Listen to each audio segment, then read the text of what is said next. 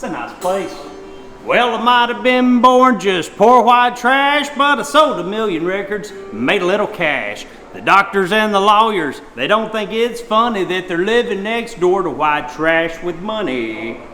White trash with money, let's go. Listen, did you know? Welcome to White Trash with Money. Welcome back to White Trash with Money. We're joined today by Michael Ray. Thank y'all for having me. Love a little more, think a little less. Almost. Did I do it right? Almost. Kiss a little more, think a little less. Damn it. But kiss leads to love. I had the right melody, though. You did, yes. Yeah. How was my singing?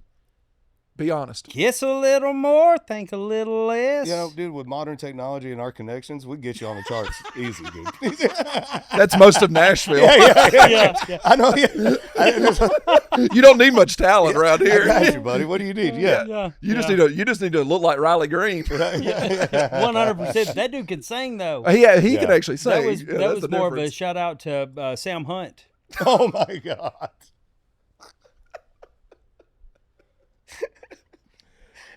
Oh man, what a good... I don't guess Sam's coming on the podcast. Probably not. Well, Michael, thanks for joining us, man.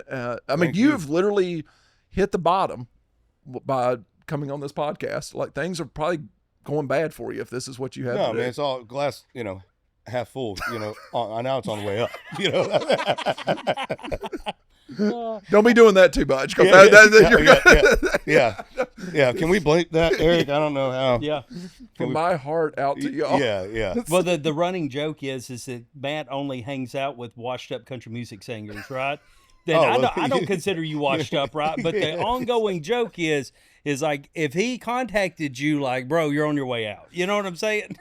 Well, good thing I'm here. Maybe y'all need a third co-host, or what do y'all need? Let's go, baby. Might be in the business. I'm really good friends with a lot of 90s country singers that are opening up for a lot of state fairs these days. Those guys paved the way, though. They did. What is cool that the fairs and festivals started was growing up.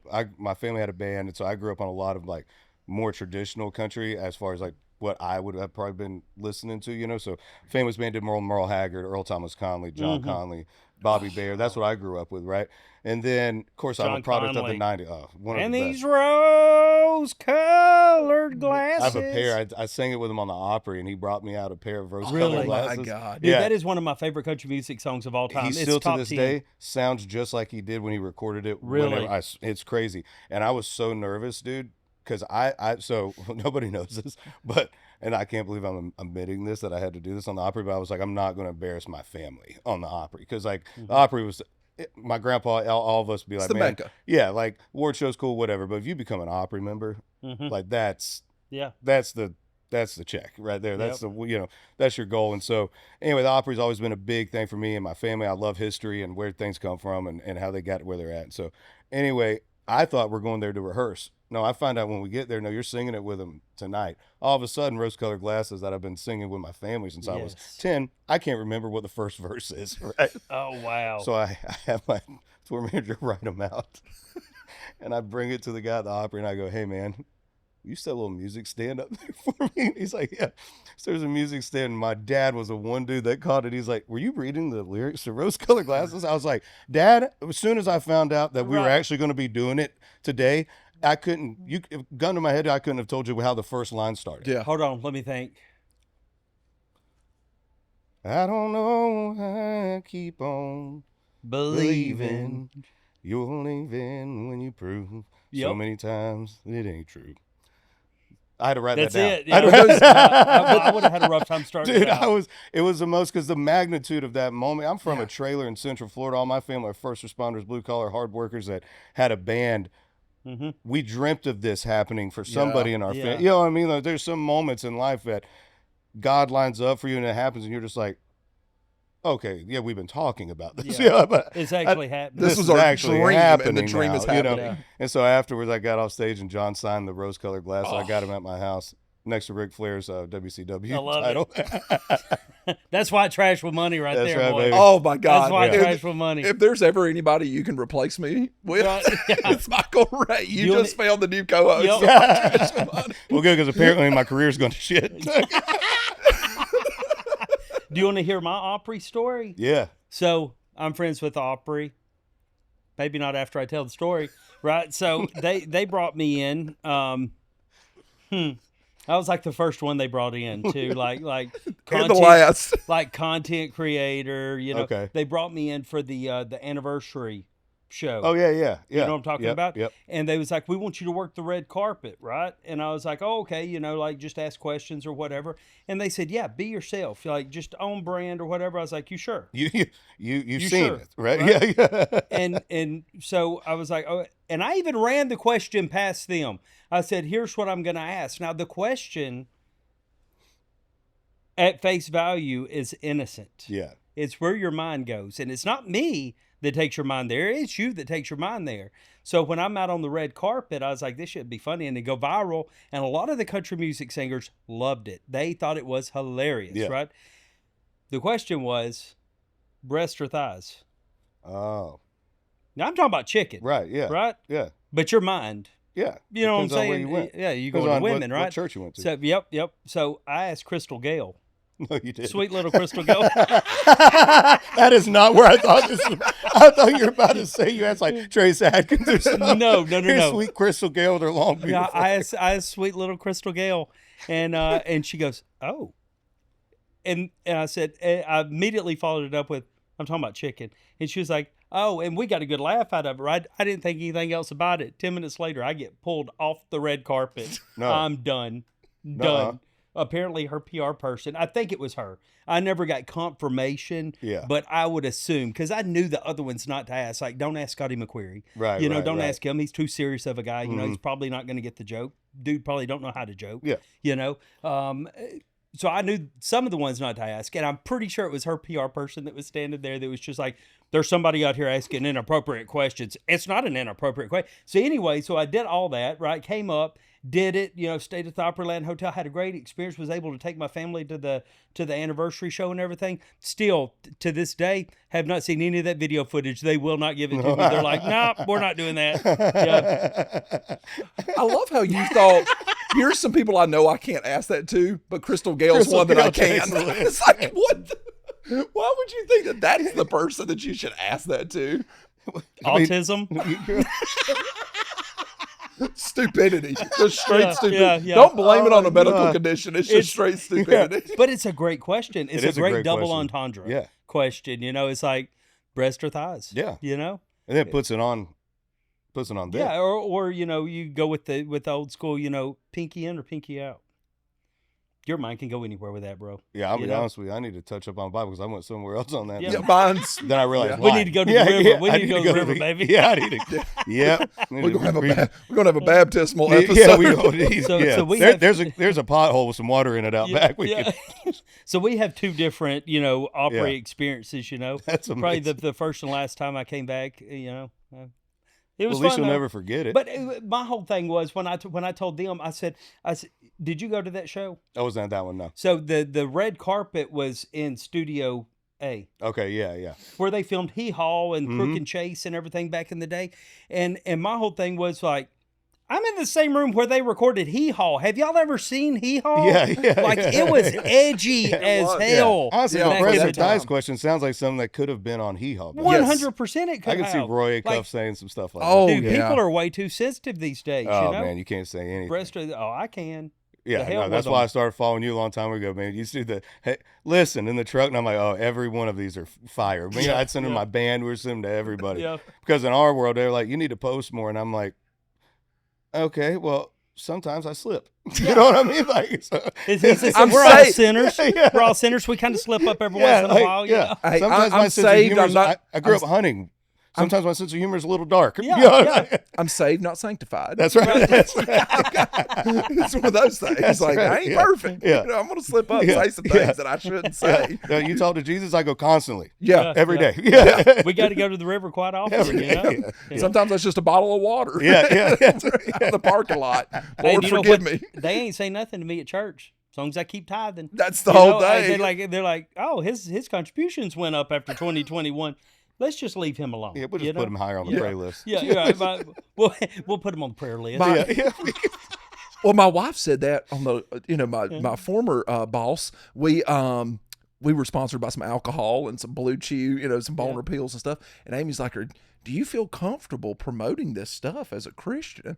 And I go, let's go ask Pastor Carter if he's okay. Yeah, like Pastor Carter probably takes Blue Chew too. I mean, you get to a certain age, you can't get it up. You surprise him in his office and he's just hitting the drawer. Hey man, sorry dude, how you doing, man? It's like, that in there.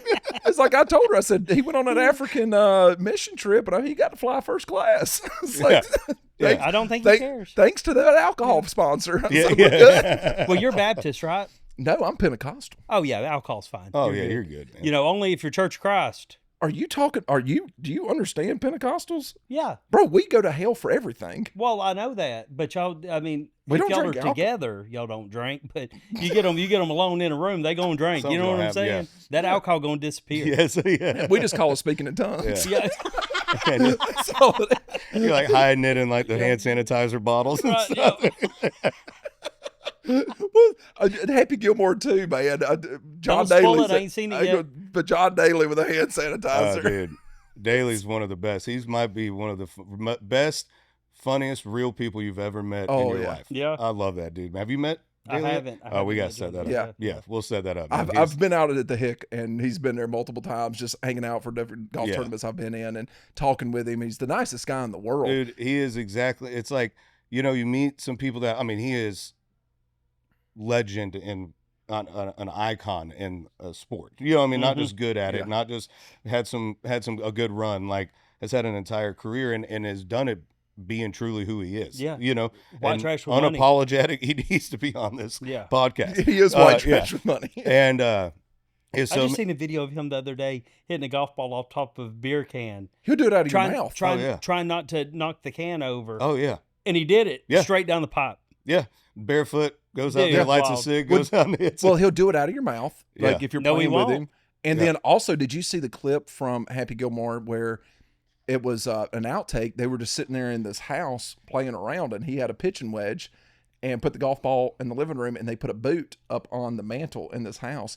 First try, chipped it up and landed in the boot. It's sitting on the mantle. And some guys, some people just put on earth for something. Yes. You know what I mean? Like this dude's But Daly is on this earth not only to play golf, but to bring happiness to everybody around him. Everybody. He's got one of the biggest hearts you could ever. And I don't know if there's people with record deals that have more passion about country music than John Daly. Yeah. does. Oh, really? Oh my God, dude.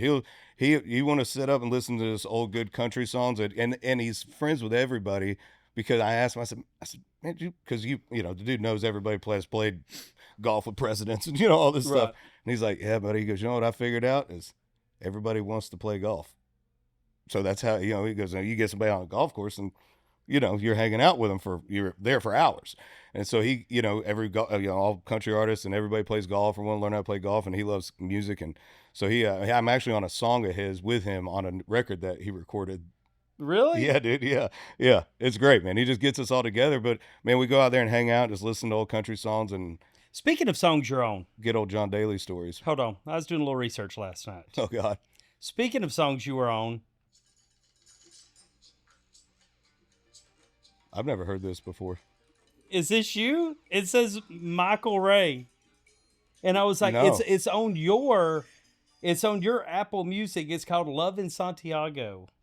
It is like a salsa type No. song. Are you serious? No, yes. That's hand to God. I've never heard that in my life. I will send it to you. Please send that to me. Yeah. You're making money on songs that you. Yeah. Well, If I find out I'm huge in Spain or something, you know what I mean? And I've been playing. that's where money's at, That's bro. where we gotta Hey, go, if you can dude. get Europe. Latin America, Yeah. you get Latin Buddy, America, They're on. dog. Oh, I know.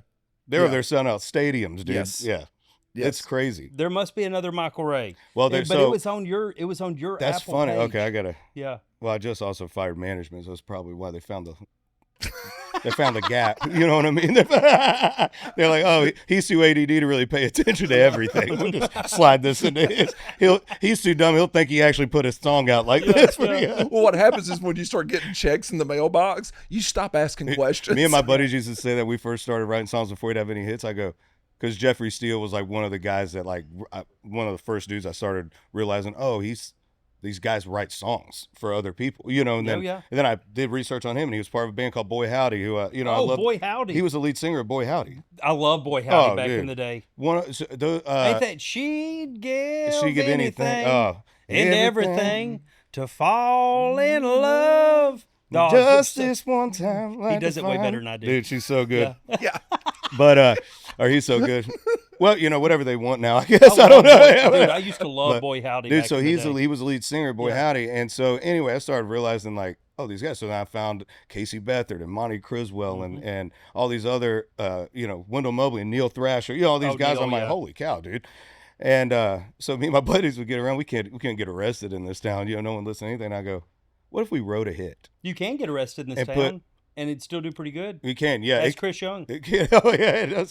Sometimes it does help. You know what I mean? Yeah. Morgan Wallen's now selling out. Yeah.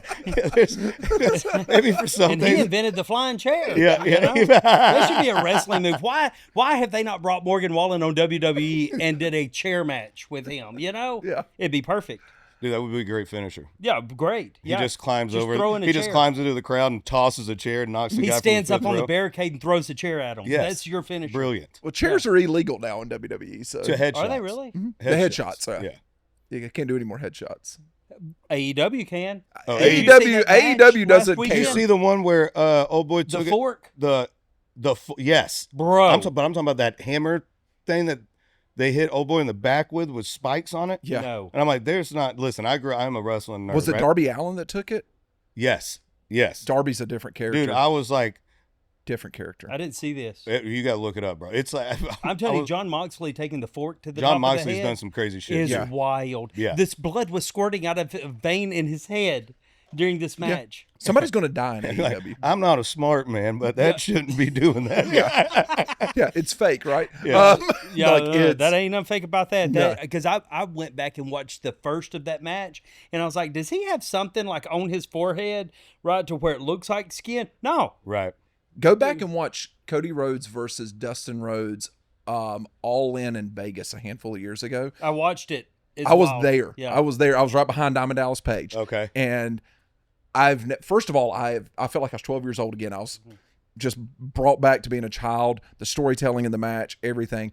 But Dustin gets color. He gets blood. Yeah. And he got a little too much. He even told me. He goes, bro, I was going in and out during that match. Really? Yeah, I've heard some stories. So, like, growing up in Florida, obviously, big wrestling mecca, that area. My dad wrestled independent. Really? Yeah, so he was so my family was my kind of little bit of a backstory. My family started like the first fire department where our town is, because of a cousin of mine that got killed by a car out there, and then there was like fires out there. We were just so far out in the country that the closest fire department by the time anything got there, it's So too y'all late. started a volunteer fire department. Yeah, so my grandfather, it was my grandpa, my grandma, my dad, my uncle, and a couple of my cousins, and some guys they grew up with there. So then that gave my dad became a paramedic firefighter, and him and my uncle, and now most of my family are first responders and Really? veterans Cool. and stuff. But they have 24 hours on and 48 hours off. And sadly they don't get paid what they should be getting paid. Yeah. And so my dad grew up big wrestling fan. Obviously, guy grew up, and so he started doing independent wrestling. He would wrestle all through Florida and stuff. Him and his buddy Randy. Randy had this organization. I kind of can't remember the name of it, but my dad's name was Code 3. Finished it with a DOA, which is like the pedigree, it. Triple Yeah. H. Yeah. And then so I grew up going to all those stuff, but like Ivan Koloff. Vladimir Koloff, all those guys. He wrestled Greg the Hammer Valentine one time in one of them. Yep. Of course, these are all like high school Yeah. gyms that these guys are coming to, but it was just awesome. But these like Vladimir and them, they were really a part of that organization a lot. So they got to know us as little kids. So I'm up front talking shit, Yeah. Well, these little old ladies, they don't know that they know me as a kid. Right. Well, he comes out with his Russian flag and his American flag, and then pisses everybody off as soon as he gets out there because he throws the American flag down. That's back during the Cold War and everything, wasn't But it? these are during the times where like some of these backwood old timers, like they take their little knife out and like jab these dudes. They think this shit's real, They'll shoot you and Lord. everything Yeah. else. There's some old, I got some stories about that I've and heard. so yeah. Vladimir would come out and like have American flag, piss all the veterans off right away, and then all the little kids, all the wrestlers' kids would be in like the front row in one spot. Then he'd come up and grab me and Chase, Randy's stepson, and grab us and shake us. They'd be old women hitting them with it. Put them babies down. Like, it was the best, man. And that was back during the days of kayfabe, right? So Oh, you yeah, didn't nobody- read kayfabe you didn't, at all. yeah. Even the family members, nobody talked about it. Nope, you did not talk about it, which made it, that much more, to fall into, the storylines and stuff of it. But I love watching all the documentaries now that I do. And I probably like the documentaries more than I do the product now. Yeah. Like I love watching those. We were talking when I went out to get him from the parking lot. I was like, Michael, I said, how do I have your phone number? I said, I don't know, but that shirtless photo you sent me in 2022. I don't know. Where were we? And he goes, man, I was thinking the same thing. And I was like, was it Diamond Dallas Page? Yep. And he goes, yeah, we were all hanging out somewhere together. I don't even remember where we were at. Yep. And it was Diamond Dallas Page connected us or whatever. Or DDP. Yeah, that was our connection. Shout out to DDP Yoga. Another one of the best dudes you've ever met. Like some of these guys where you meet and you grow up watching them, you know what I mean? Whether it be wrestling or music or whatever it is, you know, and then you get to be friends with those guys. You're like, man, you're just like one of the boys. You know, like I think I inadvertently offended DDP when I was on Did you the ask him Takers breast or thighs? podcast with Matt, because I was kind of clowning on the DDP yoga, Yeah. right? But I wasn't initially trying to talk about DDP yoga. I was trying to talk about the juicing in the Undertaker's kitchen, right? Yeah. Because he would bring his own Jack Right, LaLanne and- juicer, DDP would, on the road. Oh, yeah. Yeah, and then when he did that program with Taker when he first came over to WWE, he was at Taker's house. They were filming the stuff that's there. where I was trying to take the conversation, Yeah. and then either you or Mark took it to DDP Yoga, so it made it look like I was clowning on DDP Yoga. So DDP gets on Facebook and he was like, anytime you want to come out and try the yoga, I'll bury your ass or something like that. And I was like, I didn't even mean that. Like, And he doesn't live far from you now. right? No, yeah, Yeah. I told him, I said, anytime, bro, let's do it. You should do it. Yeah. Because he's probably one of the few. How old is DDP now? 65 at least. In his 60s, and the dude can stand up straight, grab his heel, and split. And it was Really? like, oh, dude, It's insane. It's nuts. Do you think he can teach my wife how to do that? You know, Babe, Shit, if he can do it at 65, my wife can't do it at 44. What is the problem well, here? we got years of, you know what I mean? Yeah. Rome wasn't built in a day. You know? oh, man. Anything worth it takes a while. You Let's know? get those heels put behind your ears, girl. You know. Dallas, though, is, oh, my God. You want to talk about a person that doesn't need caffeine? No. He is 1,000 miles an hour all the time. Yeah. Yes. And loves Christmas a little too much.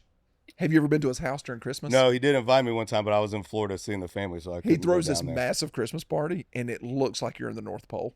Really? He's got probably 20 Christmas trees in his house. Have you ever been to the North Pole? No, I haven't. So there's a North Pole, Alaska. Yeah. So when I was up in Eielson, it was at Eielson. It's the Air Force Base right outside of Fairbanks, but it's North Pole, Alaska, and they've got like a Santa workshop, and Santa's there year round, bro. Really? Yeah, That'd be it's pretty cool. They got reindeer and stuff that you can go feed. Like it's like a whole thing. Yeah. No. What do they do with those reindeer after they're like retired? They send them like a high Probably fence in eat 'em. Texas The or bag something? straps are Yeah, I amazing. just want to know where we can go. That's gonna be some good bag Yeah, straps. yeah. That's You Rudolph. just let me know what man. high fence you send these to whenever they're retired, please. Just if I put my name on a list. Probably the same thing that happens to retired police dogs in Korea. Oh my God. You know, Oh, my God. That alley. that's not insensitive. There's dog farms in That's- Korea. They I- eat dogs. Yeah. I know. You know, I can't get in trouble for telling what really happened. That's the true. truth. Yeah. Yeah. So, Michael, you grew up. Michael's like, "Fuck, my PR is gonna have a heyday with this. Let's I'm a make sure free his, agent right now. He's babe like, you know boy. what? Let's So I- send her downhill. let's make Michael, sure his can I- career doesn't get ruined. Michael can always be like, I didn't say it. I was just in the room. Yeah, You know? yeah. I didn't approve of it. Yeah. They posted that without my approval. I'm calling Crystal's PR guy. I'm like, I want him gone too. I want him- Those sons of bitches. He asked me something about my pinky, and my mom's gonna watch this. Maybe Crystal Gale Moms was get right. brought up in every episode. Every episode. Yeah, that's funny. Yeah. Everybody's like, man, my mom ain't going to be happy about this. Oh, my mom's just the one. She's like, I saw that it was good. Yeah, Yeah. like the over positive. been Not go- gonna ever tell me. You know what I mean? Like, watch it. She's just like, all of a sudden, I'm noticing she's texting me Sunday mornings. You know what I mean? Oh, Hey, you in church? You in the that's- good book? praying you know, for you, yeah, you know. yeah. anytime anything comes out, my mama and daddy don't get on the internet much. So it's always my nephew or somebody. Hey, watch this clip with Matthew. Oh yeah. And mama, she'll call me. Hey, just checking in. Just You been going to church lately? I know you're on the road a lot. Just want to make sure you've been attending. What are you reading in the Bible these Yeah, days? yeah. Or what book are you Screenshot it right now. Send it to me. Yeah, Ezekiel 23:20. Oh, Lord have mercy. Do you know about Ezekiel 23:20? I made that verse go viral about 1.5 years ago, right? Because I did a video on like, hey, you want some good reading? Set down 50 Shades of Grey and go to Ezekiel 23:20. And dude, it's wild. It says, "For she lusted after her lovers, whose genitals were that of donkeys, and whose emission was that of horses." It is wild. It's in the Bible. And I've always said that I have never heard a preacher from the pulpit preach on that verse. That's also a question that is kind of in the hands of who you're asking it to, if you want to. she lusts for the lovers that are like, yeah, hung like donkeys or donkeys. No, who apparently were just well hung. Wow. Yeah. So my mom, I did that video. My mom calls me, and she's like, "Hey," she's like, "I think that video might have went a little too far." And I said, "I don't think so, Mom." No. And she said, "Well, how do you figure?" And I said, "Open up your Bible app. Open it up. Click the search bar." And the number one trending verse was Ezekiel 23:20. I said, "Mom, I put more people in the Bible than any televangelist, period." Yeah. It's like, you Google his name now, it's like Tim Tebow, 300 million when he wrote John 3:16. Back the next. Justin, for pointing out people were well hung in the AD area. So we called my pastor when we were in Texas, and we started talking to him about a couple other things. So Annabelle was in Austin the same time we were. And I was like, I'm just saying it'd be a misdemeanor if I busted the case and took the doll out for a picture. Yes, physically, but spiritually, I don't know. Well, I don't know. That was my concern. That's why we called the pastor. Okay, yeah. Like, hey, can this thing hurt me? Because we're all Christians here. Yeah. Let's talk about it. Except war's already been won. War's already been won. Battle's already been fought. True. The Lord died for our sins. Yeah. So let's talk about it, So that's where the question came in. And I called my pastor, and I was like, if we steal this doll, will these demonic spirits, like, get onto us? And he goes, "Oh, absolutely not," which I think he was just setting us up for failure. You know what I mean? Like, he just wanted to see this go down. Yeah, I think he actually just wanted He's also to see like, listen, I'm over to explaining what the blue chew is to people in my Well, he's an old bounty hunter, so he's a little rough around the edges, so he's cool. Yeah, he's from our neck of the and he's just like, "No, y'all should go steal it." Like, he was encouraging it. Yeah. I was like, and this was before the handler died. Yeah. Unexpectedly. I was about to say, didn't somebody just die from... This was like right before that. No. It was after. Right before he died. We talked to him, and then the handler died. They were in Gettysburg when he died. Yeah, they took it from Austin to Gettysburg, and that's where it died. But so I called my pastor, and about that time, he starts talking about this Ezekiel verse and everything. Well, I got you on the phone. Yeah, so I talked to him about it. I don't know how. Pastor, you ever read this verse? Yeah. So then it turned into, well, shoot, man, we do a lot of mission work and stuff. And he goes, Justin, not knowing who my pastor is, goes, if you will preach a sermon about that, I will come and I will promote it for people to come to the church, and we'll do a fundraiser for it. And my pastor texts me immediately. He goes, I've already got the title, Prophets and Prostitutes. And he's like, oh my God, that's amazing. He goes, you just tell Justin, ask Justin what his schedule looks like, and we'll make this happen. We'll raise some money for a mission. But I've preached sermons before. Back in the day, I preached on Christmas Day, Fort Walton Beach Church of Christ, packed house. I'm pretty good at public speaking, and I just ain't had the balls to do it. But just, hey, we're going to be studying from Ezekiel this morning, Well, I've been reading random verses of the Bible that I feel called to. I've gone through 7 of them so far, because my great-grandmother read it like 16 times, cover to cover. Yeah. And when she so you've only read 7 verses? No, 7 books. Oh, okay. Right. So she said verses. He's a slow reader. I'm a slow reader. He's a slow reader. I think. Where did you not understand that's where Central he's from? Florida. It's in my bio I sent you, Matt. It's in the bio. Oh wait, you sent the bios in? No. I thought Carissa just compiled all this. She had people send it in. No, I don't have a lot of people right now. He fired everybody. Yeah, that's why he's here with us. Yeah. Right. He's like, I don't have any people. My friends, I fired all my friends. So Carissa, why in Michael's bio did it say that he was a slow reader? Then?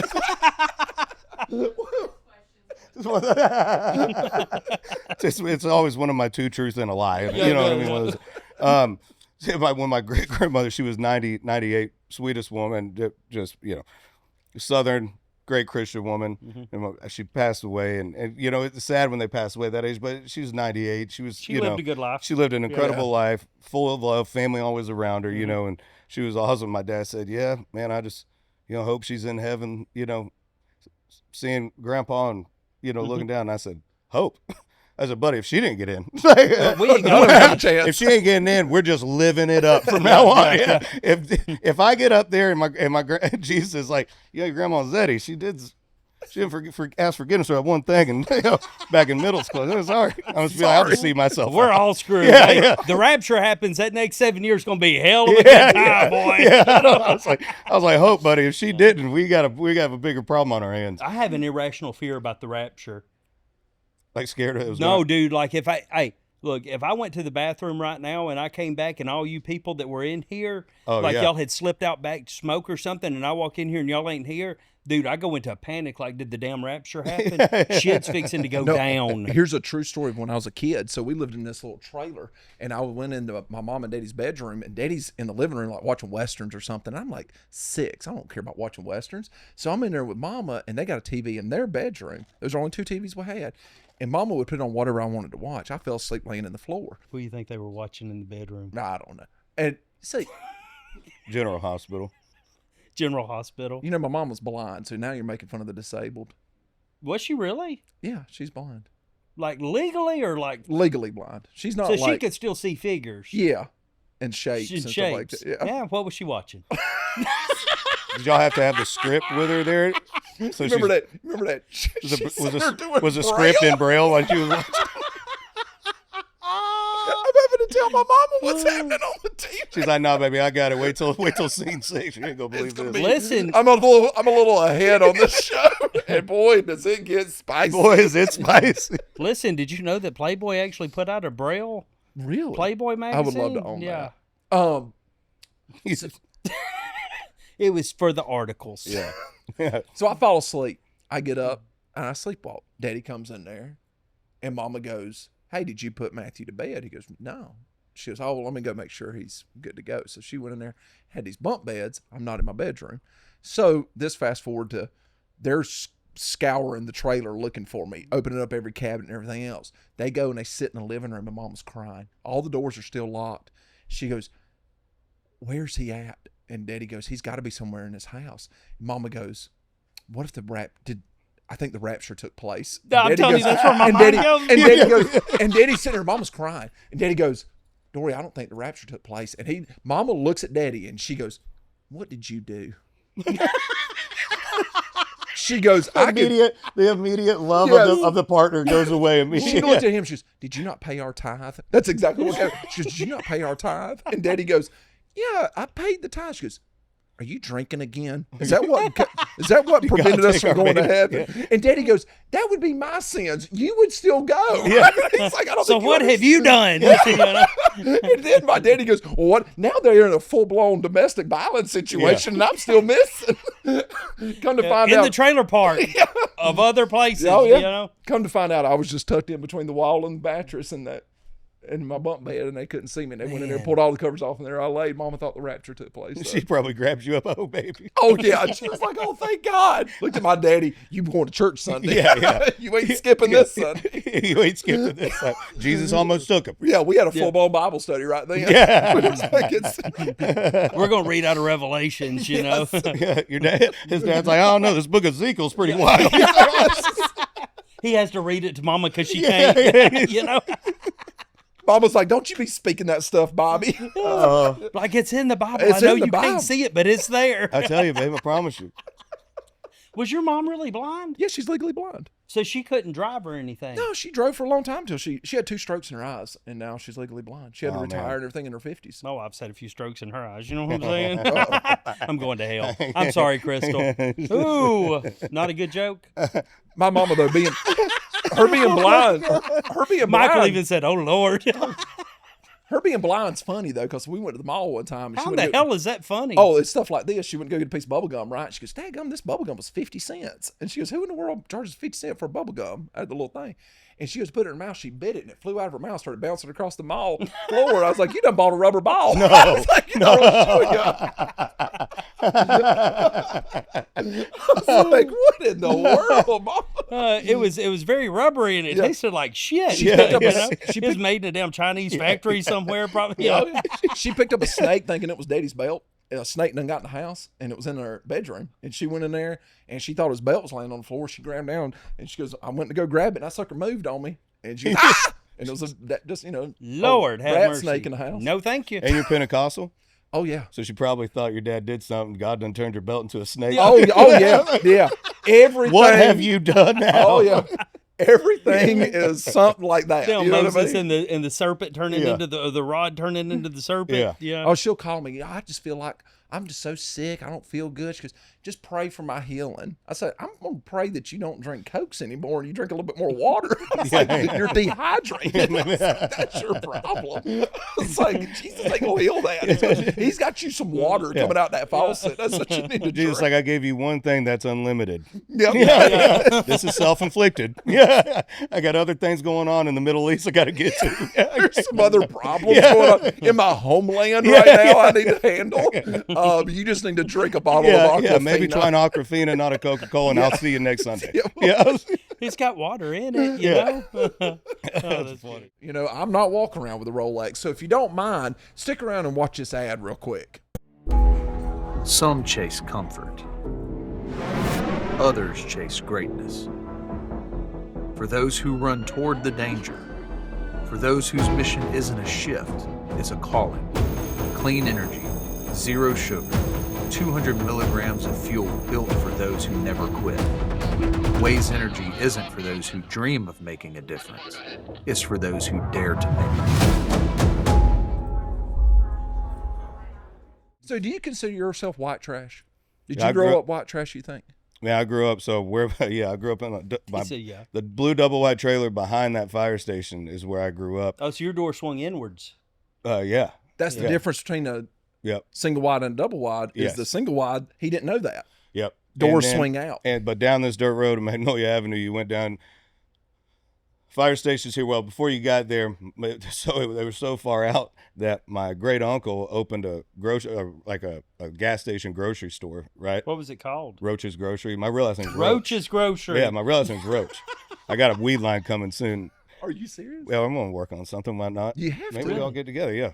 White trash marijuana. We already got a logo. Let's do it. I get out of the military legally in September, so I game on after that. Text me the day after. I love the gummies, baby. And I got a guy that can make them. Hey, beautiful. See? Yeah. Look at this. Just friends helping friends. That's what the world That's needs. all now. it is. Yeah. For legal purposes, I'm not getting involved in any of this until after September the 1st. I can sign anything too, if you need me. Mama, Jesus put weed on this earth. It grows from the ground. Yeah, I'm not going to go to hell. Yeah. Don't worry. Yeah. And my name's Chris Lane. If you need, no, I'm just kidding. If she really, I love Chris. I knew he would. It's funny if I said that. I love it. Yeah, so we're all safe now. We're good. We just, but pray for Michael Ray. No, But if you're gonna pray right, please. That's my stage name.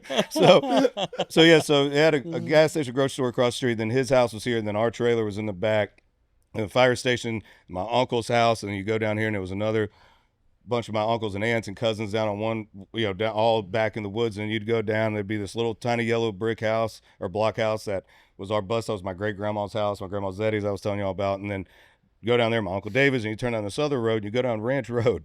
You go down there until you think that there's no possible way anybody lives further, right? Because there's a wall of woods. You take the immediate left right down this dirt road, go about 20 yards, and you take another right. You pass all of my cousin Teresa, her trailer's there. My two of my cousins are living there. I think her kids just put a place there. My cousin Mason's there. My Uncle Kenny's there. And in the very back is where my dad's house is, where my grandpa's house was. So we always joke, we're like, man, we put a gate up. Only way you get to us is helicopter. Nice. Yeah. So we got a place to run if shit really hits the fan. So you were like the epitome of you mess with me, you mess with the whole trailer park. Everybody. Yeah. Well, luckily, if I was like 8th generation there, at the time when I was coming up. So they had done so much bad stuff, like my dad's generation did, that by the time I got to middle school, people would be like, I'll never forget. I don't know. I can't remember who it was, but I was in middle school, 6th grade, and this girl goes up and she goes, "Is your last name Roach?" And I'm like, "All right, here it comes." Yeah, Here we go. It is. I go, "Yeah, why?" And she goes, "Do you know? Are you related to Jerry or Greg?" And I go, "Jerry's my dad. Greg's my cousin. Right. My dad's age." And I'm thinking, well, we're about the same age. Is this how I find out I have another sister or some shit? You know what I mean? I'm just trying to eat a rectangle pizza like everybody else. You know what I mean? Like minding my own business. And so she goes, I go, "Yeah, why?" She goes, "My dad," and she told me his name. My dad ended up knowing him, but her dad told her, if you go to school with anybody from that family, just make sure you're close with them. Really? And I go, "What did y'all do that I'm getting affected by?" Now, I have a badass reputation by one person from what shit that y'all did. And that's only one person that you know of that would talk about it. Right, yeah, Everybody there's else probably is no people that just were like, don't offend him, "He's you one know." of them. Yeah, he comes from a rough, how my family used to say, it's like, that's a rough bunch, you know, that's a rough family. Yeah. You Well, know? my family's the one that everybody knew that they could call on. My family's hard workers, very well-respected people in the community. Also, you're from the South, and back in those days where it was like, they're also the people that like had your back if anything. Yeah, they knew how to happen. raise hell and Yeah. raise Dale at the same All time. at the same time, yeah. And so and at that time, it was like my grandpa was one of 6, I think. My grandma was one of 8, and they were all lived around that area, and all of them had babies. You know, so my dad was like, all his cousins were more like brothers. They were all a year or two apart, but there was like 30 of them, you know? So it was like, you never, where you saw one, you saw all of them, you know? So, so whatever, I don't know, they did some stuff back in the day that we still had I was paying for. And I walked a little stronger until I realized people might call you out on it, you know? Right. I was like, "I'm a roach." Back off. And then he came to Nashville and changed his name. My dad's like, It's Michael Ray. You know, we're just going to go with Michael Ray now.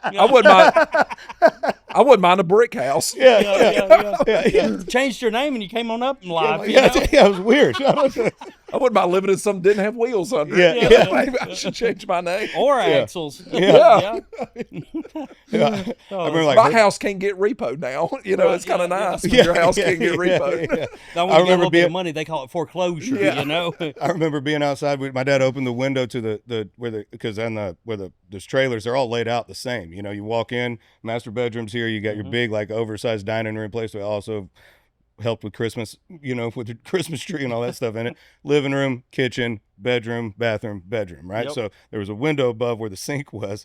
That was really just where my dad would yell at me as I'm turning the antenna. Yep. Little to the right, she's a little scattered still, a little scattered. All right, right there. I'm like 8, just trying to turn this freak. Yeah, I remember when we first got cable, man, I thought we was shitting in high cotton. Oh, but I remember when we got the thing the VCR reminder. Yes. I was like, "Dad got a raise." Like, you might not know all, but we can now take this VHS out and we'll rewind it in 2 seconds. Did you have it with a remote that had the cord on it? And the yeah. cord wasn't but about 3 feet long, so you're just standing 3 feet away from it, but you had a remote that could record you. Well, as soon as we got that in a cordless phone, I go, "Oh, okay, I see." Yeah. He's just trying to humble me till he shows me the money we have. Right. Small play. My grandma had the old TV that was still in the box, or the wooden, you know, weighed like 500 pounds. It went out. We put a sheet over that one. We put another one on top TV of it. The old TV turned because shit was too heavy to take out. Like, it's just there. Yeah. You know, people are turning them into fish tanks now. Mm-hmm. Really? Have you seen that? Gosh, we really missed it. People say, white trash will do anything. They'll repurpose something now. Oh, we're hustlers, buddy. Yeah. I'm 42. Mom and Daddy got rid of that TV. It finally went out with the wood around it, and the screen wasn't about that big, you know. I was 23, 24 years old. And it weighs about 20 tons. Yeah. Daddy calls me up, and he goes, "Well, the TV went out, son." And I was like, "Okay." It should have, Dad. It was like it's lived a good life. You know? He called, and like my mama had to call me because Daddy don't have my phone number, and so she calls me. "Your daddy's got something to tell you." I thought somebody died. "Old TV went out, son." He was so upset, and he goes, I don't even know where to go buy one. I go, Walmart? Yeah. He's like, it ain't like you got to go to the TV shop anymore. No. You know? Like, and they're not all like $900 No, anymore. you ain't got to go to Hunt's TV and Appliance over in Sheffield, you know. Deal with the TV salesman that's going to try to get you. You remember you'd walk into those places and there was like legit, that was a profession, TV salesman. Oh, yeah. You know? Yeah. There's like vacuum salesmen that would come door to door, you know? oh, yeah. Yeah. Ours was Western. God, I can't even remember the name of it now. Daddy would know off the top of his head. He told me, he said, yeah, I had some credit over there. That's how we got that VCR back in the 80s, son. And he's like, cost me about $400. Yeah. I was like, bro, you had to take out a credit app to get a $400 VCR? Bro, we didn't have. Hey, times were tough. Daddy worked 3 jobs, brother. We didn't have much. We had a vacuum cleaner come to the trailer one time. My parents got divorced when I was 8, so it's like right before that.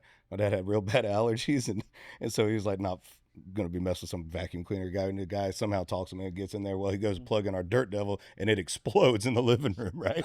So it did the whole bag. You know what I mean? The whole bag. Right, you had to put the bag Oh, on. So yeah. it explodes in the living room. So my dad's like, well, I guess, use your freaking vacuum cleaner because mine's broke, you know? Can you get them bedrooms back? Yeah, I get the rainbow guy back because we got to clean this shit up, you know? So dad does it. He sees it, cleans everything up. He gets it. I swear to you, it was the one of the couple things my dad fought for in the divorce between my mom and dad. Really? He's like, you can take what you need, but I'm keeping the vacuum cleaner. Was it the canister vacuum that was on wheels and it had the Yes. tube? The rainbow one. vacuums, Yeah.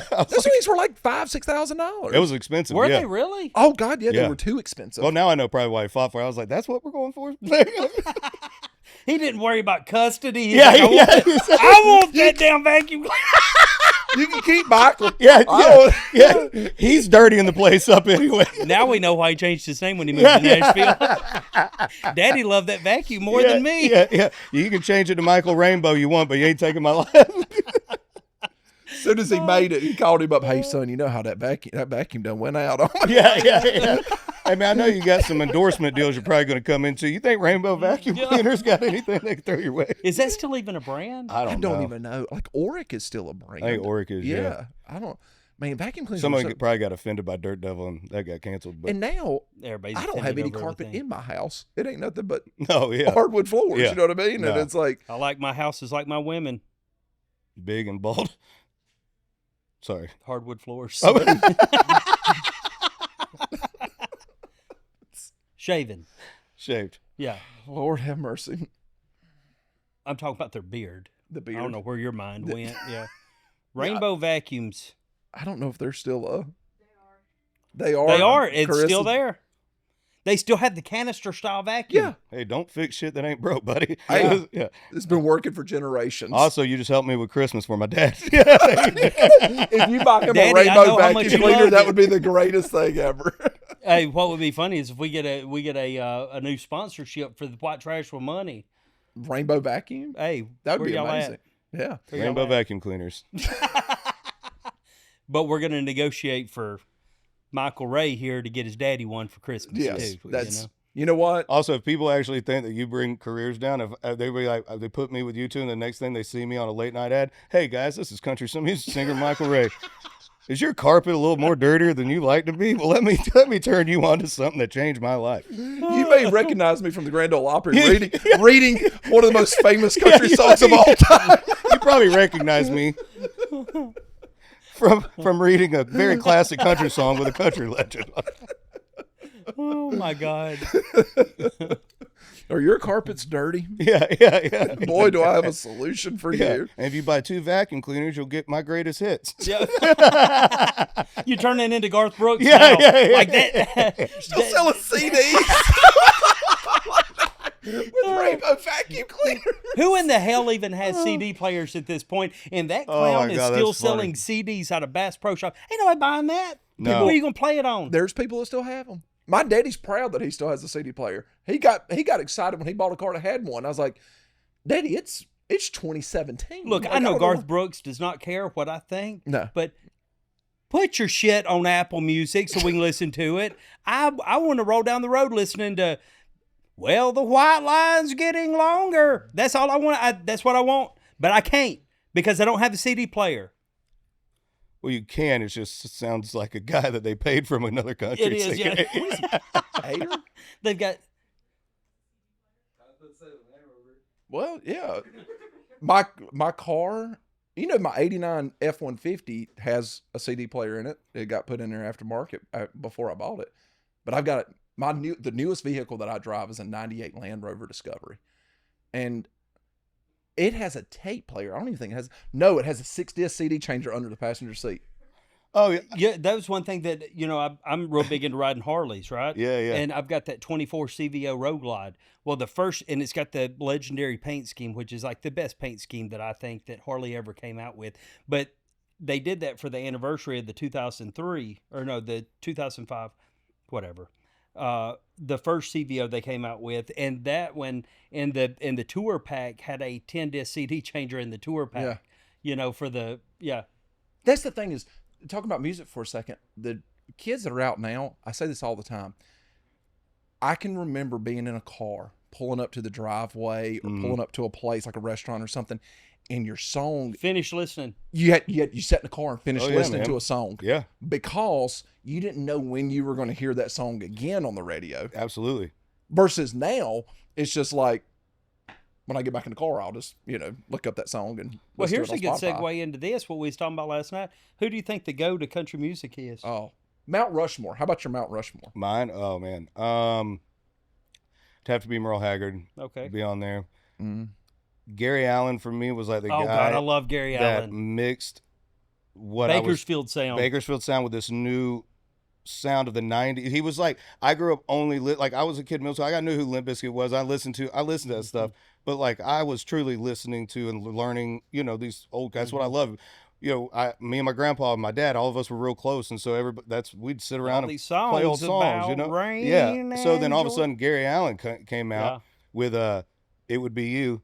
Yeah. If it wasn't drink, it would be a strong one. Yeah, man, come on. If it man. was a sad song, it would be a long one. Yeah. If it was a color, but his sound, everything was like, oh, wait a minute, this is like, for me, I'm like, wait, this is kind of a cooler version of what, but he was the Bakersfield sound in this new wave of cool rock and blend. Smoke thing Rings that in the he's- Dark is one of my top dude. 5 country songs of all time. I probably, when I was playing bars in high school and stuff, I probably could have been a Gary Allen cover band. Like I knew every album cut, Dude, all his I tell you, songs. the best album he ever put out was after his wife passed Yeah. away. That whole album was just full of emotion, man. Yeah. Like it, and you could hear it in his voice and Yep. everything. And then he struggled with that for a long time. Yeah, man.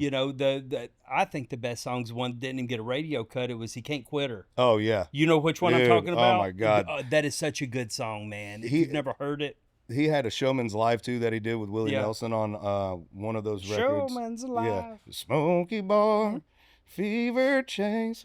So good, Tiny man. Star, yes. So Haggard, Gary for sure. Joe Diffie was 1994, baby. he was like him and Tracy Lawrence, like, and Mark Wills and a lot of those dudes, man, that we all grew up listening to, just took us under their wings and like really helped a lot of us. You know what I mean? Like when we'd play these festivals and they'd be playing with us, these guys were inviting us over. I'm trying to figure out, before I'd met Mark or anybody, like, how do let's link up, and sometimes you go through your tour manager, whatever, and then they're just good old boys that are just just like anybody else that you grew up with, and so those guys, I just always appreciated their honesty and their friendships to us, and always, kind of just looking out for the class coming up, going like, hey, dude, listen, you're going to hit some potholes, like you're going to have to, but here's a few that I hit that you don't have to because we did it, trust us on this. So I would have to say Diffie, just because him and I really hit it off after this one festival, stayed real close, and he was just always a good friend of mine. I just think he's Ships That Don't Come In, one of my favorite songs of all time. And then, man, Randy Travis would have to be. Okay. Randy Travis had a very distinct voice. And that's hard. That's a very hard thing to narrow down to, man. Yeah, it really is. There's also like Alabama. I think Reba McEntire is one of the best of all. And then you go George Jones. Keith Whitley. I mean, Waylon is my goat. Yeah, Waylon's my goat. Waylon was one of my grandpa's favorite. Grew up playing a lot of the Waylons. You sure ain't done it this way, and Amanda, and all those songs. My sister was named after that song. Oh, really? Amanda. Yeah, my sister was named after that song. Her name's Amanda. Right, and I was named after a damn boot company. My sister's named after a Sammy Kershaw song by Daly. No, her name's Vidalia. Brittany. I'm just kidding. You always want to make but it's one of my favorite songs. I do love Vidalia. Anytime you're in a bad mood, I always tell everybody, they're like, "What's your go-to song?" I go, "But Vidalia by Sammy Kershaw." You tell me you won't put that song on, especially once you put it all together and go, "This is great." Yeah. Well written.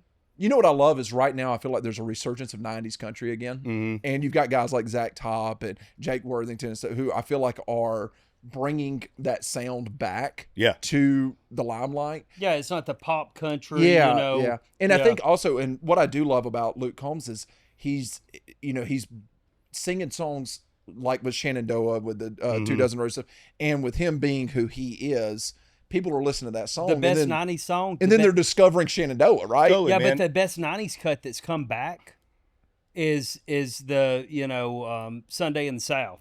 With Al Dean and Luke. Yes. Oh my. Shenandoah's another one that could be on there too. I grew up Sunday in the South. Yes. There's Moon over Georgia. Yeah. There's those groups in the 90s like Black Hawk and Shenandoah and Little Texas and stuff that, man, go back and listen to their songs and their albums. Oh, I still listen to them all the time. Oh my same, God. man. Black Hawk is one of those where they still sound Goodbye the same, says dude. it all. Oh God. They still sound the exact same. Do they really? Oh, it's wild, man. Like it's crazy because what they were singing back then, those aren't easy parts to sing. Mm-mm. You know, and there wasn't the technology we have now. They don't have all the stuff that you can fall on now. You know what I mean? And so you're traveling through the 90s, busting your ass, playing all these places, all these bars, having to hit these type of notes all the time. So you would just assume it's like an athlete, right? Like Michael Jordan at 21 is probably not the same athlete as he is now. Right. You're playing on that level for so long, right? You're going to have some injuries or whatever. These dudes still sound the same. Yeah. It's crazy. I also feel like those guys, if they came out today, like if like Black Hawk or Shenandoah came on the scene today, I don't know if you guys would even have a chance. You know what I mean? No. Like they would gobble it up, man. They were so good. But you know what's funny? What you were saying about like Luke and people, and which is what I love about the festivals, adding on these 90s acts that we all grew up on, because I didn't really think about that. And Diffie was one of the guys that told me, he was like, buddy, he goes, you doing songs with us or whatever, like you're just opening a fan base that wasn't around when we were, we were part of your upcoming, right? Yeah. So there's now your generation is having kids. Well, like Confederate Railroad. Yeah. God, man, Daddy Never Was a Cadillac Cop. And then you so many songs, man, that they put out. The White Trash with Money. Yeah. I opened up the episode today. The 90s country, nothing beats it. No, I don't think nothing does, man. And I don't think it's just because that's what we grew up on. I think it's just that was good music. It is. It was, man. It was also like, I think in that whole era, it was like TV shows, country music, everything was real life of what you were going through. So it was like when you were growing up in that area or that era, it was like you're listening to these songs that you can listen to and kind of look around at your life and go, oh, yeah, this is happening, right? Like different scenarios or whatever. And you're middle school growing up in that time, you're watching Boy Meets World or it'd be stuff like that. Topanga. Man, everybody's first crush of the 90s. She still looks amazing. But I called my mama at work one time, and during the summer, and I'm all excited. She goes, "What's going on?" I'm at work. I said, "Mama, I just learned every word to every song on the Brooks and Dunn album, their first album that came out." And I was like, "That's called autism." She's like, "You're supposed to be at work." Well, hold on. Do you know what her response was? Well, how many Bible verses have you studied today? That was her exact. Such a typical Pentecostal response. Well, Brooks and Dunn 9/11 over here says 9/11. That's probably horrible. Why did you pull 9/11? I don't know why that came out. Hey, Michael Ray never forgot. Okay? I know, never forgot. Never. Yeah. Everybody, we miss you, trying Toby. to remind you guys. Yeah, over here, everybody Toby forgetting Keith. about it. Toby Keith. Bro, Yeah. I got one of the craziest. So obviously, grew up a huge Toby Keith fan. We're doing this radio show for one of the radio stations in Texas at the Houston Rodeo. Right? They do this big tent outside. Is that the rodeo where you can't cuss? I believe on the inside, yeah. On the tents, it's on the outside. It's just pure sinning. Yeah. I guess that's why they put us out there. I was like, but why can't I play in there? That's because your last name used to be Roach. Yeah, they're like, well, you're not proud of your shit, so we got to. So you got too many. We know your kind. Yeah, we know. Yeah. Are you related to Jerry? I'm like, he came here too. Jerry, what do you got? Like, but the thing's like acoustic thing, but it's 1,000 people in the tent. It's a big room. Well, the program director calls my radio rep and goes, "Hey, we got a surprise for Michael when he gets here." And I had not met Toby before, seen him live a bunch of times, and ran into him at a couple things, but never really met him or knew I don't him. like when people say ominous shit like that. My mind always goes to, is somebody serving a warrant on me? What's that? We got a surprise for you when you get here. Oh yeah, Is it coming from the sheriff's department? Yeah. Like, I need to know. Like, my mind always goes like, what have I done? Yeah, we got a good surprise for him. I got to turn this around. Don't say no ominous shit to me like that. Like, No. well, what's the surprise? I'll be worried sick, Yeah. man. Oh, I hate when people go, "Hey man, I got something to tell you."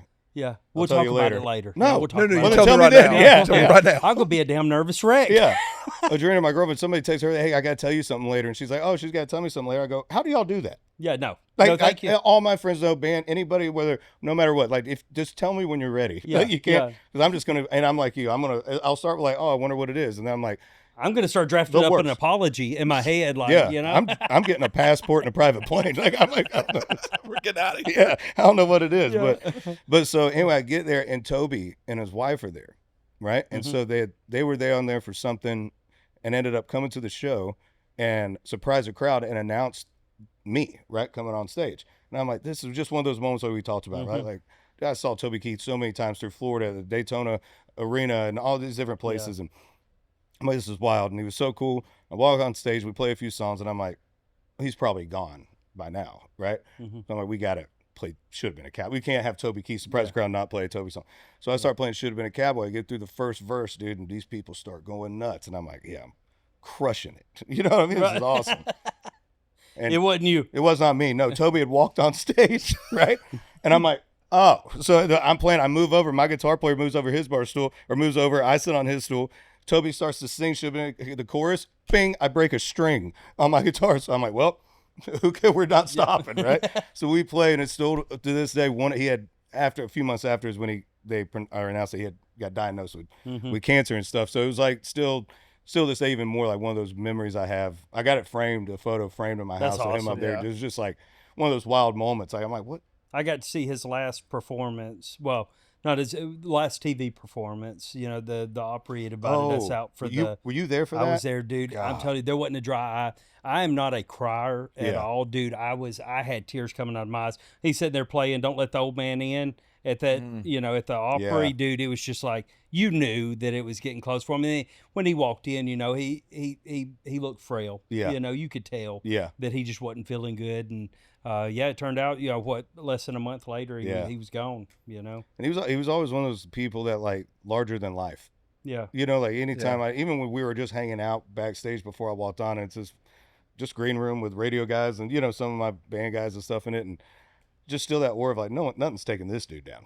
You know what I mean? Like, there's some people just have that. And, you meet wrestlers, like Hulk Hogan, who just passed. It's like, that's not ever gonna happen. Well, that's one thing about life, man. No matter, I don't care how rich, how successful you are. Nope. Dog, ain't nobody getting out alive. No one's getting out alive. And we're you'll going be, out and the you'll be same forgotten way. about pretty quick. Real too. quick. Yeah. Yep. That's the other thing. Yeah. The Hulk Hogan story will be buried probably by the time this airs. Yeah. Everybody be like, oh yeah, he did pass away, didn't he? Yeah. You know what I'm saying? It's because we're on such a quick, everything's so fast now, and that's like the problem, like with music or even like TV shows and stuff or movies now. It's like no, there's no anticipation or excitement. It was like when you would hear a Brooks and Dunn's song on the radio, you knew that, hey, in 8 months or so there's an album, or 4 months, whenever there's an album coming out, and you looked forward to that album. You went to the store and you bought it, and it's all you listened to until it was scratched up. And like you learned every song, and now it's just like you release a song.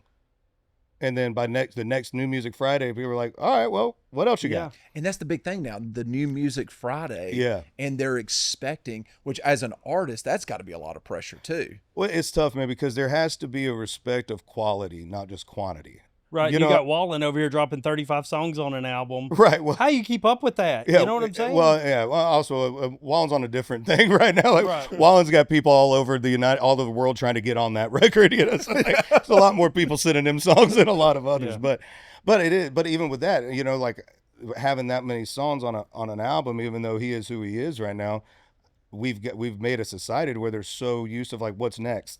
We're like, okay, people listen to that record front to back probably for the whole first week, and then they probably don't listen to all those other songs again, you know, because it's what else you got, even on somebody at his level, right? That's you know, just knocking it out every time they release a song, you know. So it's a weird time, man. But like you said, I think people forget so fast on what's going on, because it felt like it used to be, especially in the 90s, you would get an album a year, maybe. Yes. You know what I mean? And off that album, they would do like 3 or 4 number ones a year on that. Now it's like an artist can't get a song, you know, by the time let's say it gets to number 1, most even well-established artists, it's taking you a year to get that one song up, where 90s, early 2000s, they were 2 or 3. That's wild. Excuse me, a year. You know what I mean? So they were able to grow a career better. It's hard for these new artists. It's hard for artists to sustain a career, but it's really hard for new artists to grow a career off one song a year, you know. So they're having to be the social media guy. They're having to be all these different things. Somebody was telling me that you can't even hardly get a record deal unless you have like so many millions followers already. Yeah. You know, it's like it's gotten like that. Yeah. Yeah. Like now it's like, before they would find people, you know, the business would find the talent or find somebody, like say most of the time crushing it back in your hometown. You moved to Nashville and did the whole thing like back then. And then they build a career that, you know, whether that be called artist development or whatever it's called, they would build the career, you know. And now it's like, no, you got to build the career. And then if you get a song that's popping off on TikTok or something like that, then they want to, okay, well, let's see what you got, you know. But it's just putting a lot, you know, I don't think people really realize that these kids are touring. You're not touring in a bus. You're touring in a van, you know, like busting your ass, making as little as possible to barely get by on. And then as you're also doing it, you got to write the songs, do the meetings, be the, you know, because it's social media now is just as important as a hit song or a great record label or whatever, you know. And so, which I'm not saying this complaining about the era we're in. I just don't think people realize how much it's putting on artists, and especially new artists that are having to find out who they are. So you think there's a lot more pressure on artists now than there ever has been? I think so. You know, yeah, I think because one, there's phones everywhere. You know, nobody's looks at anybody as humans anymore. You know what I mean? They're like, do everything perfectly right. And don't you, let me find out you messed up one time ever in your life. And we're, you know, until their closet gets open, and then they're like, well, wait a minute. You know, like. Could you imagine like Waylon and Willie and all them, if there were phones back then? With those, no, you know what I mean?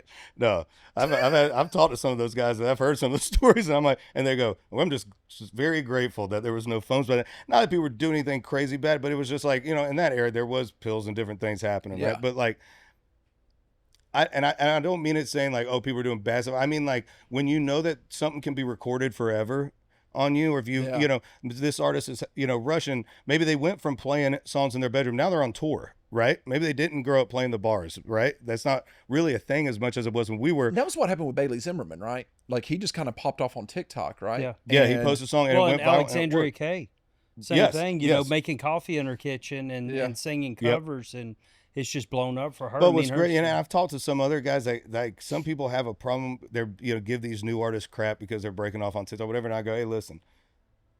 All you're doing is the same shit we would have been doing if this was the only way to make it then, right? We just didn't, TikTok wasn't a thing. Instagram, there was no viral, you know, like it wasn't a viral thing when we were playing bars and radio tour. We were the last group of doing it how it had been done for years, you know. And then when COVID hit and social media really blew up and TikTok blew up, then it all changed. I said, so don't let anybody give you shit for using a tool that's, you know what I mean? You're not going to tell me that Teddy Swims isn't a great singer. Oh, phenomenal. One of the best. And he was discovered during COVID on social media. Man is wild. Yeah. So thank God for social media so that we can have a guy like Teddy Swims because it's just beautiful. And I do think one of the good things is it's putting power back in fans' hands.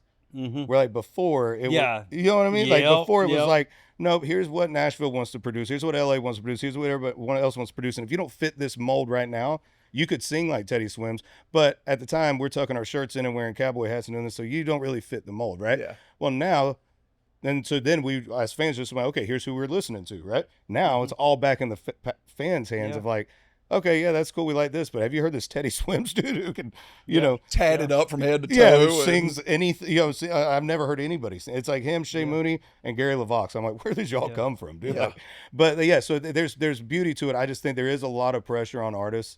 And on Mooney, people, that dude can sing. Coming out was ridiculous. He's funny. He always comes up to me at like award shows whenever we're mutuals, right? And he'll always come up to me and he'll always reintroduce himself to me. He's like, I'm Shay from Dan and Shay, and I'm like, I know who you are. I know, yeah. He's like, I'm Shay. I'm like, bro, I know. Yeah, yeah. Like, why do we do this every Yeah, night? What are we right. doing here? I think he's doing it. Screw with me. That dude, Yeah. that's a Stephen Lyles Kip Moore special right there, Yeah. dude. So I gotta say something like this. So Stephen would do it to Kip, would introduce, hey man, I'm Stephen Lyles from Love and Theft. Well, they've done shows together, met together, knew each other very well. So he kept on. So Kip finally, when he went up to you, he's like, bro, does he just not remember me? Is he messing with me? Like what? Like he did it for so, like we just did a show together, and then the next day Steve would go to him, hey man, what's up, Stephen Barker Lyles from Love and Theft? So Shay's doing it to completely screw with me, I'm sure. Yeah. You know, because Crystal even asked me at one of the award shows, she's like, why does he keep introducing himself to you? I was like, I don't know. Because he knows who I am when he walks over. Right, He's yeah, like, Justin. yeah. He's like, what up, man? He's like, Shay. I'm like, bro, I know. I know, I know you are. Yeah. That's so good. You and Dan you sound great together. Y'all don't look anything alike, though. Right, No one's yeah. questioning that. No, nobody's getting you confused. Right.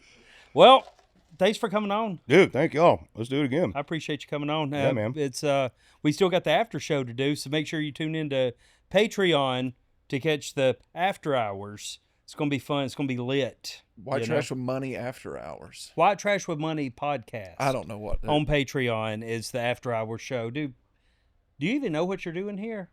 Nope. This clown needs a teleprompter. Michael Ray, thanks for coming on. Thank you guys. Hey, man. real quick, do you have any music coming out anytime So we're soon? working on new music. I'm actually putting some vocals on some stuff tonight. Working on some new stuff, and it's really been doing an independent route. We're coming to my buddy's place. We're literally doing it at his studio at his house. It's not B-Sam's, is it? No. Micah Wilshire. Okay. Songwriter. Well, you said that 'cause the last time we wrote a song, I've got a couple songs. Come on, hey, I'm looking. Dude, I'll send it to you because I think your voice would fit it perfect, and it is a phenomenal song. I'll send it to you. Yeah, dude, I might come in and listen to you lay some vocals down. Come on, tonight. man. Yeah, y'all come on, dude. We'll hang, man. It's this whole new navigating of I was signed to Warner Brothers for the first part of my career, and that deal went up, and so now just navigating the new waters of it, which has been a little weird. Adrena, my girlfriend, and my agent, my booking agent, are like, dude, okay, you have time off now though for the first time. Yeah. Like, how about instead of spiraling and thinking that everything's ending, go hunt, go do some stuff that you don't normally get to do, because once we get things going again, You sound about like me, like you don't know how to chill anymore. No, I've been touring at some point since 17 years old. I haven't taken a day off in 5 years. Yeah. I posted 4 videos a day for 5 years, bro. Are you kidding me? Nope. Holy cow. I've not taken one day off from posting. I haven't worked in 9 years. I like your plan.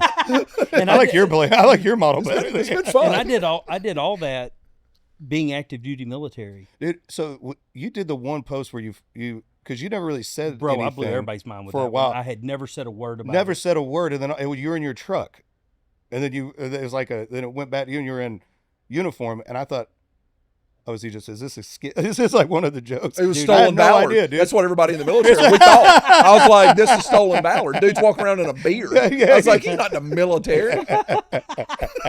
Hey, you can get anything wavered nowadays, baby. I said, I want a beard, you know? Yeah. That's amazing, man. Yeah. But yeah, so we got new music coming out next year. This year was mainly rebuilding, man, and it took some time to see family, spend more time with Adrena and Kira, and really just do some stuff that I haven't been able to do for a lot of years. And I think when you've probably feel this after, putting all the time you have into it, after a while, what you love and what kind of takes you away from things starts kind of becoming something that is causing a lot of stress and mental, and you're on yourself a lot. And so it was just good to back away from it, reconnect, reconnect with God, just kind of rebuild your mind a little bit better. And now it's like I'm just hungry for it again. Yeah. So I'm excited for next year. And we're doing some tour dates throughout the year, but nothing like we have been this year. And next year we'll be. Do you back ride? on it? So motorcycles? Yeah. My dad always had them. I learned, but then I'll be honest with you, I had a couple buddies I was raised around. My dad always worked on him and his buddies in our garage, but had a couple buddies get killed on them. Yeah. And I don't know. It just made me a little like weird, because it wasn't their faults. That's my release. And so my dad's the same way. I saw your video when you rode with the Harley guys. Dude, that was awesome, man. Yeah, we got to go up to Milwaukee for the homecoming, and then we rode with the Davidsons, Willie G's kids, and that was just that's my place where I can I can't scroll when I'm riding a bike, and it's just like your mind just.